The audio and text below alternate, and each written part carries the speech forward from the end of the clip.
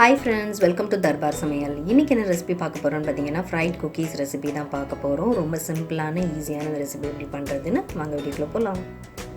First அதுக்கு ஒரு பவுல்ல 1/2 கப் ரவை எடுத்துக்கோங்க. அது கூட 1/2 கப் மைதா சேர்த்துக்கிறேன். கூடவே ஒரு 1/3 கப் sugar ஆட் பண்ணிக்கலாம். பவுடர்ட் sugar இல்ல நார்மல் sugarரும் ஆட் பண்ணிக்கலாம். அதை வந்து நல்லா mix பண்ணிக்கோங்க. எல்லாத்தையும் நல்லா மிக்ஸ் பண்ணதுக்கு அப்புறமா ஒரு 2 டேபிள் ஸ்பூன் எண்ணெய் சேர்த்துக்கோங்க. எண்ணெய் சேர்த்துட்டு அதையும் நல்லா மிக்ஸ் பண்ணி கொடுத்துருங்க.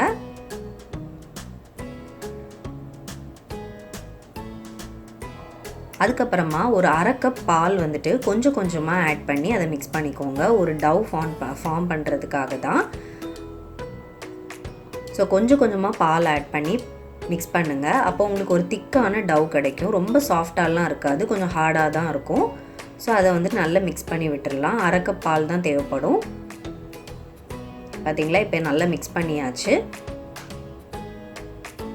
இப்போ இதை அப்படியே ஒரு 10 நிமிஷம் கவர் பண்ணி வச்சுருங்க. ஒரு 10 நிமிஷம் கழித்து அதை திரும்ப ஒரு 2 மினிட்ஸ்க்கு வந்துட்டு நல்லா வந்து மிக்ஸ் பண்ணி கொடுத்துடலாம்.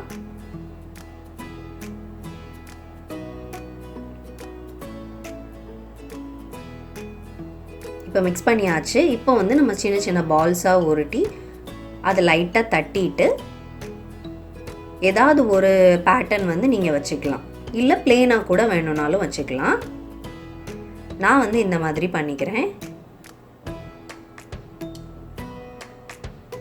இதே மாதிரி எல்லாத்தையுமே நம்ம செஞ்சு வச்சிடலாம்.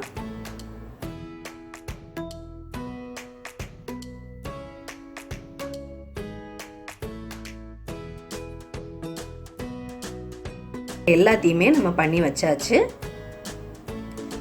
இனி ஃப்ரை பண்ணிட வேண்டியதுதான். ஒரு பேனில் வந்துட்டு தேவையான அளவுக்கு எண்ணெய் சேர்த்துக்கோங்க. ஃப்ரை பண்ணுறதுக்கு எண்ணெய் காஞ்சதும் நம்ம குக்கீஸை வந்துட்டு அப்படியே ஆட் பண்ணிடலாம்.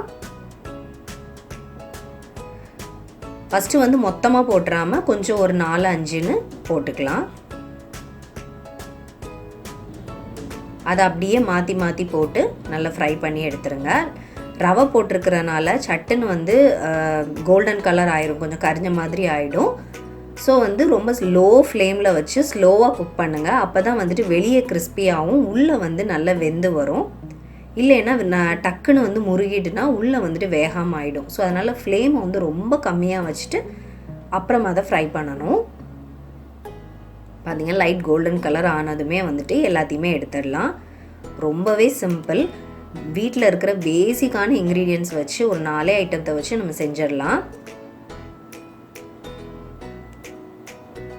பேக்கிங் சோடா, பேக்கிங் பவுடர்னு எதுவுமே தேவையில்லை இந்த குக்கீஸ் பண்ணுறதுக்கு. ஸோ ரொம்ப ரொம்ப சிம்பிள் அண்ட் டேஸ்ட்டும் வந்துட்டு சூப்பராக இருக்கும்.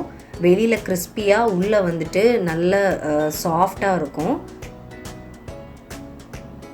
குட்டீஸ்க்கு வந்துட்டு டக்குன்னு பண்ணி கொடுக்கறதுக்கு இது ரொம்ப சிம்பிளான ஈஸியான ரெசிபி. அவ்வளோதான். இப்படியே எல்லாத்தையுமே கொஞ்சம் கொஞ்சமாக ஸ்லோ ஃப்ளேமில் வச்சு ஃப்ரை பண்ணிட்டோம்னா ஃப்ரைட் குக்கீஸ் ரெடி ஆகிடும்.